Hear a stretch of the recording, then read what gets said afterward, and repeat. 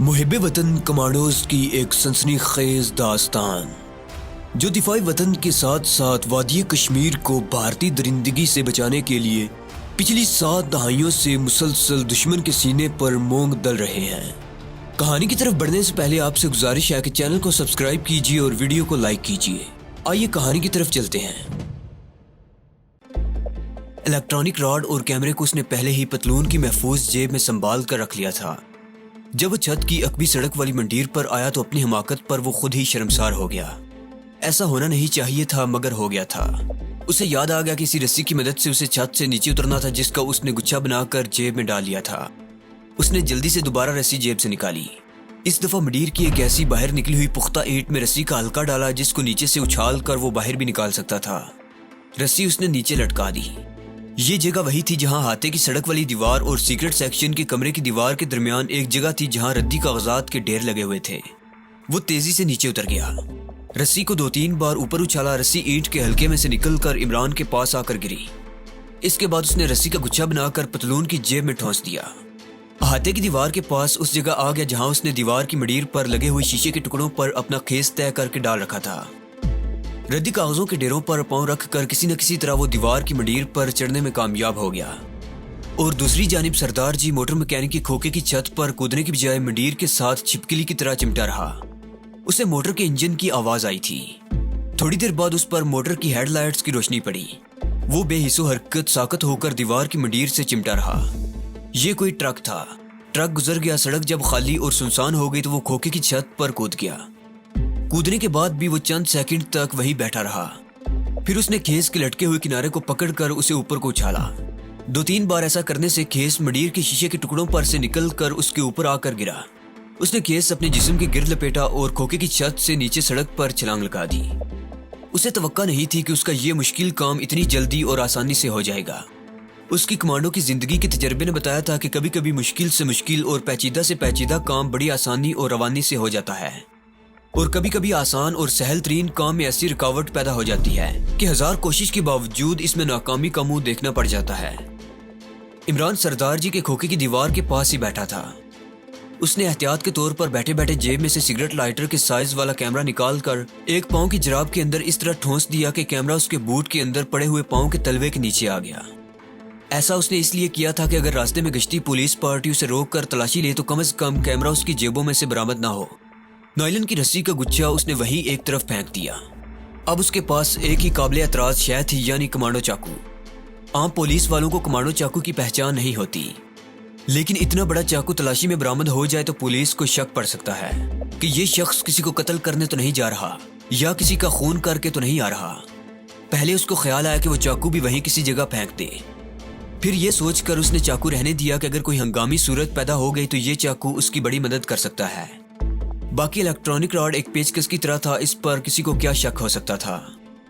سڑک کو خالی دیکھ کر وہ اٹھا اور اس نے بڑے آرام سے چلتے ہوئے سڑک پار کی اور دوسری طرف فٹ پاتھ پر چل پڑا۔ اس نے بیٹھے بیٹھے اپنی کلائی پر بندھی ہوئی گھڑی پر وقت دیکھ لیا تھا۔ اس کی گھڑی کی چمکیلی سوئیاں رات کے 1:45 بجا رہی تھی۔ اسے کسی ٹیکسی رکشہ کی شدت سے تلاش تھی، لیکن سڑک پر کوئی ٹیکسی یا رکشہ نہیں تھا۔ یہ سارا علاقہ بھارت کے محکمہ دفاع کے کمپلیکس کے عقب کا تھا، اور بہت ممکن تھا کہ اس طرف بھی رات کے وقت کوئی پیٹرول پارٹی سیکیورٹی کی خاطر گشت لگا رہی ہو۔ یہ سوچ کر عمران سڑک پر تھوڑا دور چلنے کے بعد اپنی دائیں جانب ایک چھوٹی سڑک پر مڑ گیا۔ اس سڑک کی دونوں جانب کوٹھیاں تھیں جن پر گہری خاموشی طاری تھی۔ ہر کوٹھی کے برآمدے کے اوپر بتی روشن تھی، لیکن کوئی چوکیدار وغیرہ نظر نہیں آ رہا تھا۔ عمران شہر کے گنجان علاقے کی طرف نکل جانا چاہتا تھا۔ وہ سرکاری عمارتوں سے زیادہ دور ہو جانا چاہتا تھا۔ یہ علاقہ اس کے لیے اجنبی تھا، وہ اس طرف پہلے کبھی نہیں آیا تھا۔ رات کے وقت اس علاقے میں پولیس گشت لگاتی تھی۔ اسے یہی ڈر تھا کہ کسی سپاہی سے مٹبھیڑ نہ ہو جائے۔ آمنے سامنے کوٹھیوں والی سڑک ختم ہو گئی۔ اب اس کے سامنے ایک چھوٹا سا پارک تھا۔ پارک کا گیٹ بند تھا۔ پارک کے گرد جنگلہ لگا ہوا تھا۔ عمران جنگلے کے ساتھ ساتھ چلنے لگا۔ اس نے اپنا رخ مشرق کی سمت ہی رکھا ہوا تھا کیونکہ اس سمت اسے جانا تھا۔ جیسے ہی پارک کا جنگلہ ختم ہوا اچانک 2 آدمی ایک طرف سے نکل کر اس کے سامنے آ گئے۔ انہوں نے گردن تک چڑھے ہوئے کالے سویٹر پہن رکھے تھے۔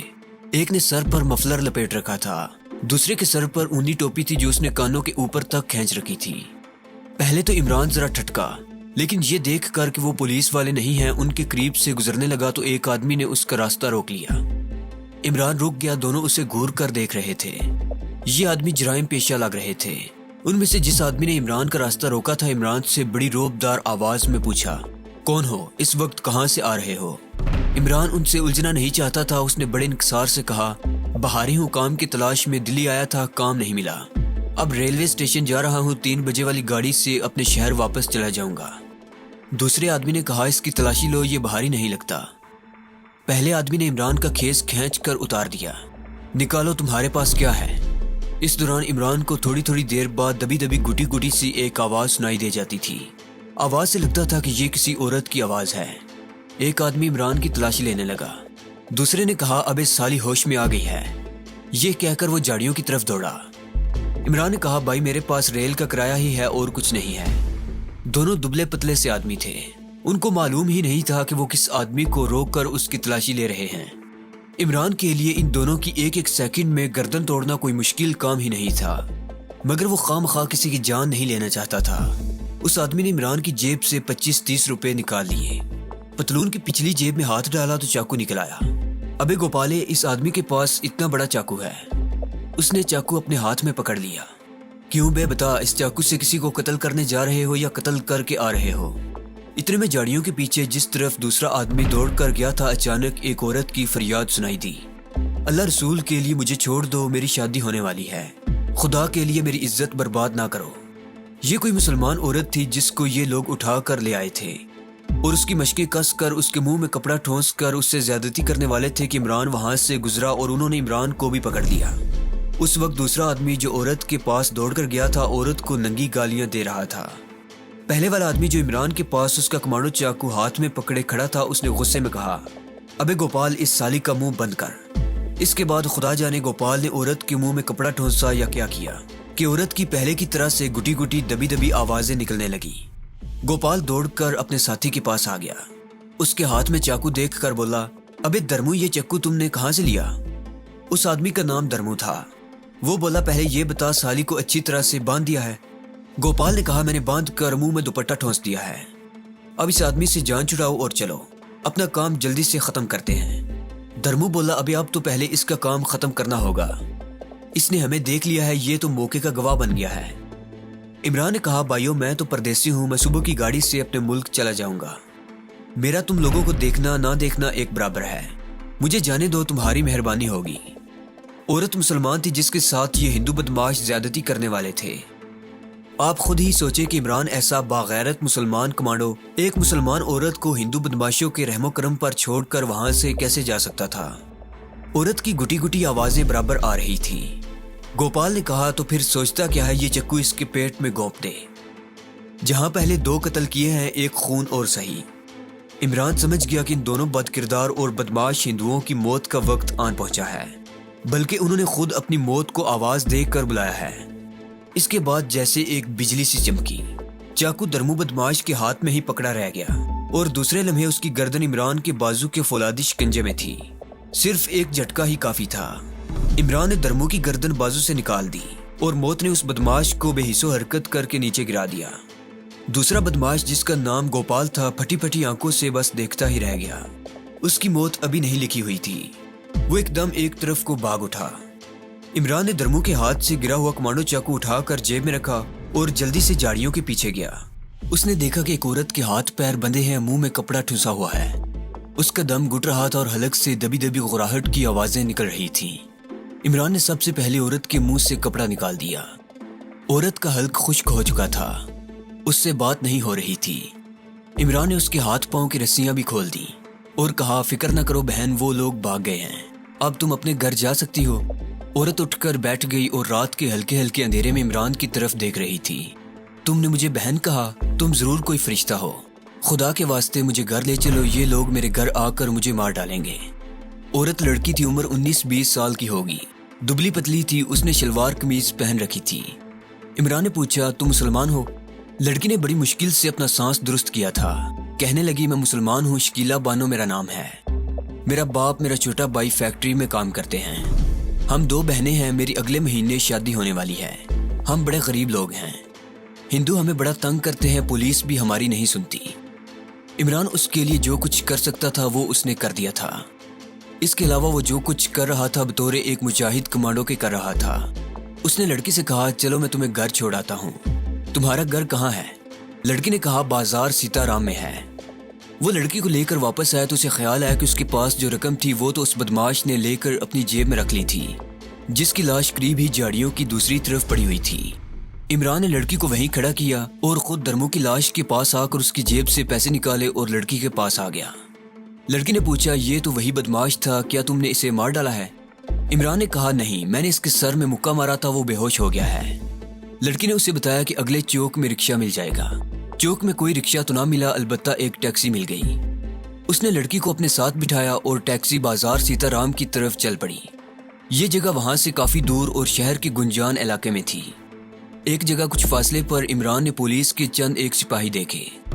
لڑکی نے کہا وہ ہمارا گھر ہے۔ عمران نے کہا وہاں تو پولیس کھڑی ہے۔ لڑکی بولی ابا نے پولیس میں میرے اغوا کی رپورٹ درج کرا دی ہوگی۔ عمران نے ٹیکسی وہیں رکوا دی اور لڑکی سے کہا بس اب تم اپنے گھر جاؤ۔ لڑکی نے کہا بھائی تم بھی میرے ساتھ آؤ، ابا اور بھائی تم سے مل کر خوش ہوں گے۔ عمران نے لڑکی کو ٹیکسی سے اتارا اور ڈرائیور سے کہا واپس چلو۔ ٹیکسی وہیں سے واپس ہو گئی۔ راستے میں عمران نے اسے ایک جگہ کا نام بتایا کہ وہاں چلو اور بہت جلدی چلو، میرے پاس زیادہ وقت نہیں ہے، میں تمہیں انعام دوں گا۔ رات کا پچھلا پہر تھا، دلی کے اس علاقے کی سڑکیں خالی پڑی تھیں۔ انعام کے لالچ میں ڈرائیور نے ٹیکسی کو فل اسپیڈ پر چھوڑ دیا۔ اصل میں عمران کو کوئی جلدی نہیں تھی، وہ پولیس کی زد سے نکل جانا چاہتا تھا۔ لڑکی نے اپنے ماں باپ اور پولیس کو ضرور بتایا ہوگا کہ ایک مسلمان اسے چھوڑ گیا ہے جس نے ایک بدماش کو مار مار کر بے ہوش کر دیا تھا، اور پولیس ہو سکتا ہے اس کی تلاش میں نکل کھڑی ہو۔ رات کے 4 بج رہے تھے جب وہ حاجی صاحب کے پلاٹ والی کوٹھڑی میں پہنچا۔ ٹیکسی اس نے راستے میں ہی چھوڑ دی تھی تاکہ ڈرائیور کو اس جگہ کا علم نہ ہو سکے، کیونکہ آخر عمران ایک خبیث اور بد کردار ہندو کا خون کر چکا تھا۔ چوکیدار بوڑھا بھی سو رہا تھا۔ عمران نے بوٹ اتار کر جراب کے نیچے سے کیمرہ نکال کر سرہانے کے نیچے رکھ دیا اور بستر پر گر کر دوہرا کمبل اوڑھتے ہی نیند کی آغوش میں چلا گیا۔ جب بوڑھے چوکیدار نے اسے جگایا تو دن کے 10 بج چکے تھے۔ وہ اس کے لیے چائے بنا کر لایا تھا۔ عمران نے سب سے پہلے تکیے کے نیچے ہاتھ ڈال کر کیمرہ نکالا اور اسے اپنی گرم جیکٹ کی جیب میں سنبھال کر رکھ دیا۔ کمانڈو چاقو اور الیکٹرانک راڈ بھی سنبھال کر رکھ لیا۔ منہ ہاتھ دھویا۔ اس کا کیس وہیں پارک میں جھاڑیوں کے پاس ہی رہ گیا تھا۔ رکشہ لے کر وہ سیدھا جامع مسجد کے چوک والے نگینہ ہوٹل میں آ گیا۔ حاجی صاحب کسی کام سے گئے ہوئے تھے۔ عمران نے کمرے میں آ کر غسل کیا، پھر ناشتہ منگوا کر کیا اور دوسرے کپڑے پہن لیے۔ دوپہر کے بعد حاجی صاحب اس کے کمرے میں آئے اور خیر خیریت دریافت کی۔ رات کیسے گزری؟ سب کام ٹھیک سے ہو گیا تھا؟ عمران نے جیب سے کیمرہ نکال کر انہیں دیا اور کہا بالکل ٹھیک سے سب کام ہو گیا تھا۔ اس کیمرے میں نے سیکرٹ فائل کی ضروری اور مطلوبہ تصویریں کھینچی ہیں، انہیں ڈیویلپ کروا دیجیے گا، خدا کرے کہ ٹھیک سے تصویریں آ گئی ہوں۔ حاجی صاحب نے کیمرہ لے کر اپنی صدری کی جیب میں رکھتے ہوئے کہا میاں یہ کیمرہ تو اندھیرے میں بھی تصویر بنا لیتا ہے اور وہاں تو روشنی ہوگی، کوئی گڑبڑ تو نہیں ہوئی تھی؟ عمران نے کہا بس قسمت اچھی تھی، کہیں بھی کوئی دقت پیش نہیں آئی۔ عمران نے لڑکی شکیلا والا قصہ حاجی صاحب کو سنانے کی ضرورت محسوس نہیں کی تھی، انہیں سنانے کا کوئی فائدہ بھی نہیں تھا۔ پولیس کو دوسرے دن پارک میں بدماش درمو کی لاش مل گئی ہوگی۔ دلی ایسے بڑے اور جرائم سے بھرے ہوئے شہر میں روز ایک آدھ لاوارث لاش کہیں نہ کہیں سے ملتی ہی رہتی تھی۔ اخبار میں کبھی خبر چھپتی تھی، کبھی نہیں چھپتی تھی، کچھ نہیں ہوتا تھا۔ اگلے روز فلم ڈیولپ ہو کر آ گئی، بڑا اچھا رزلٹ آیا تھا۔ پاکٹ بک سائز کے صفوں پر فائل کے فل اسکیپ کاغذ کی ایک ایک سطر صاف آئی تھی۔ حاجی صاحب کہنے لگے فوٹو تم اپنے ساتھ لے جاؤ، اس کا نیگیٹو میرے پاس ہی رہنے دو، تمہارا سفر لمبا ہے، رات میں کسی قسم کے بھی حالات پیش آ سکتے ہیں، فوٹو اگر ضائع ہو گئی تو نیگیٹو تو محفوظ رہے گا۔ حاجی صاحب نے بڑا اچھا مشورہ دیا تھا۔ ویسے عمران نے فائل کے ایک اہم صفحے کے عکس پر اس جہاز کا نام اور نمبر پڑھ کر اپنی پاکٹ بک پر نوٹ بھی کر لیا تھا اور اسے زبانی بھی یاد کر لیا تھا۔ عمران نے نیگیٹو حاجی صاحب کے پاس ہی رہنے دیا اور سیکرٹ فائل کی چاروں صفحے جو چھوٹے سائز کے تھے، حاجی صاحب کے مشورے سے ان کو طے کر کے ان کی گرد چمڑا مڑ کر انہیں ایک تعویذ بنا کر اپنے بازو پر باندھ لیا۔ اس طرح سے اسے یقین تھا کہ حالات چاہے راستے میں کیسی ہی صورت کیوں نہ اختیار کر لیں، اس تعویذ کو کوئی ہاتھ نہیں لگائے گا۔ اب عمران نے واپسی کی تیاری شروع کر دی۔ دلی میں اس کا مشن مکمل ہو چکا تھا۔ حاجی صاحب نے دلی سے احمد آباد تک 3rd کلاس کا ایک ٹکٹ منگوا لیا تھا۔ دوسرے روز رات کی گاڑی سے عمران نے روانہ ہو جانا تھا اس نے کمانڈو چاقو تو حاجی صاحب کو واپس کر دیا لیکن الیکٹرانک راڈ اپنے پاس ہی رکھا۔ یہ چیز اس کے اگلے اہم مگر بڑے ہی خطرناک مشن میں کام آ سکتی تھی۔ رات کے 10 بجے وہ حاجی صاحب سے اجازت لے کر رخصت ہوا اور اکیلا ہی رکشے میں بیٹھ کر دلی کے ریلوے اسٹیشن پر آ گیا۔ کمانڈو جہاں ضروری ہو وہاں سیکنڈ اور فرسٹ کلاس میں سفر کرتے ہیں، وگرنہ عام طور پر وہ ریل کے تھرڈ کلاس میں ہی سفر کرتے ہیں۔ اس کی وجہ یہ ہے کہ تھرڈ کلاس میں مسافروں کے رش کی وجہ سے دوسرے کی نظر میں آنے کا امکان کم ہوتا ہے، اور اگر پولیس کی نگاہ میں آ بھی جائے تو کمانڈو کو مسافروں کے ہجوم میں اپنے آپ کو چھپانے اور فرار کے مواقع آسانی سے مل جاتے ہیں۔ واپسی کا سفر بھی کافی طویل اور تھکا دینے والا تھا، مگر کمانڈو کے بدن فولاد کے ہوتے ہیں، وہ بڑے سخت جان ہوتے ہیں۔ سفر چاہے 10 دن کا ہو وہ تھکتے نہیں، ہاں کسی وقت بور ضرور ہو جاتے ہیں۔ عمران خیریت سے احمد آباد پہنچ گیا۔ راستے میں کسی کو اس پر پاکستانی ہونے کا شک نہیں پڑا تھا۔ ہر اسٹیشن پر مسافروں کا ایک ہجوم اترتا تو دوسرا ہجوم ڈبے میں گھس آتا تھا۔ کمانڈو ٹرین کے سفر میں بھی مطلب کے وقت کسی مسافر کو دوست بناتا ہے، ورنہ وہ کسی مسافر سے کبھی بے تکلف نہیں ہوتا، ہوں ہاں کر کے مسافر سے پیچھا چھڑا لیتا ہے۔ احمد آباد سے عمران نے بہاؤ نگر جانے والی ٹرین پکڑ لی۔ اس ٹرین نے اسے رات کے 9:15 بجے بہاؤ نگر پہنچایا۔ شاہ جی عرف چندر کانت اپنے آفس میں بیٹھے کام کر رہے تھے۔ سب کو معلوم تھا کہ ان کا آفس رات کے 10 بجے تک کھلا ہوتا ہے۔ عمران کو دیکھ کر سامنے والی کرسی پر بیٹھنے کا اشارہ کیا۔ پہلی بات یہ پوچھی کہ کسی نے تمہارا پیچھا تو نہیں کیا؟ عمران نے کہا کہ میرا خیال ہے کہ میں صاف نکل آیا ہوں۔ تو بولے تمہارا کام کس حد تک ہوا؟ عمران بولا جس چیز کی ضرورت تھی وہ مجھے مل گئی ہے۔ اچھی بات ہے، تم اوپر کمرے میں چلے جاؤ، میں تھوڑی دیر میں آتا ہوں۔ عمران اوپر کمرے میں جا کر پلنگ پر لیٹ گیا۔ تھوڑی دیر میں شاہ جی بھی آ گئے۔ کہنے لگے اب پوری بات تفصیل سے بتاؤ۔ عمران نے کہا حاجی صاحب بڑے کام کے آدمی ہیں، ان کی مدد شامل حال نہ ہوتی تو اس مشن کی کامیابی مشکل تھی۔ شاہ جی بولے مطلوبہ جہاز کا نام اور نمبر معلوم ہوا کیا؟ عمران نے بازو کا تعویذ اتار کر اس کا چمڑا الگ کیا اور سیکرٹ فائل کے صفحات کی فوٹو کاپیاں ان کے سامنے رکھ دی۔ یہ بھارت کے محکمہ دفاع کی ٹاپ سیکرٹ فائل کے اہم ترین صفحات کی فوٹو کاپیاں تھیں۔ پھر عمران نے ایک چھوٹا صفحہ شاہ جی کے سامنے کرتے ہوئے کہا یہ ہے اس جہاز کا سیکرٹ نام اور نمبر، جو مرچنٹ نیوی کا عام بار بردار جہاز ہے، لیکن جس پر کشمیر میں استعمال ہونے والے گولہ بارود اور اسلحہ کی بھاری مقدار بھارت لائی جا رہی ہے۔ شاہ جی عرف چندر کانت نے جیب سے اینک نکال کر آنکھوں پر لگائی اور بڑے غور سے صفحے کو دیکھنے لگے۔ عمران بولا اس میں لکھا ہے کہ یہ جہاز خلیج کانبے کے اندر خلیج کی آخری بندرگاہ کانبے کی گودی پر آ کر لگے گا، اور وہاں سے گولہ بارود اور اسلحہ سے لدے ہوئے فوجی ٹرک مسلح گارڈز کی حفاظت میں آدھی رات کو احمد آباد جایا کریں گے، جہاں سے آگے وہ جموں ملٹری ہیڈ کوارٹر جائیں گے۔ شاہ جی کی نگاہیں سیکرٹ فائل کے صفحے پر جمی ہوئی تھیں۔ کہنے لگے عمران تم نے بڑا کام کیا ہے، یہ انفارمیشن ملنی بڑی مشکل تھی۔ مجھے بھی اپنے ذرائع سے یہی خبر ملی تھی کہ اسلحہ سے لدا ہوا مرچنٹ نیوی کا جہاز بہاؤ نگر بندرگاہ کی گودی پر آ کر لگے گا، جو انفارمیشن غلط ثابت ہوئی ہے۔ یہاں گلف آف کانبے کی آخری بندرگاہ کانبے کا نام لکھا ہے، جہاز کا نام بھی اور نمبر بھی لکھا ہے۔ عمران نے کہا لیکن اس ٹاپ سیکرٹ فائل میں بھی یہ نہیں لکھا کہ یہ جہاز کس روز گودی پر آ کر لگے گا۔ شاہ جی عرف چندر کانت بولے اس کی تم فکر نہ کرو، یہ جہاز جس روز کانبے کی بندرگاہ پر آ کر لگنے والا ہوگا مجھے اس کی ایک روز پہلے اطلاع مل جائے گی۔ اب تمہارا کام یہ کہ اپنے اگلے مشن کی منصوبہ بندی شروع کر دو۔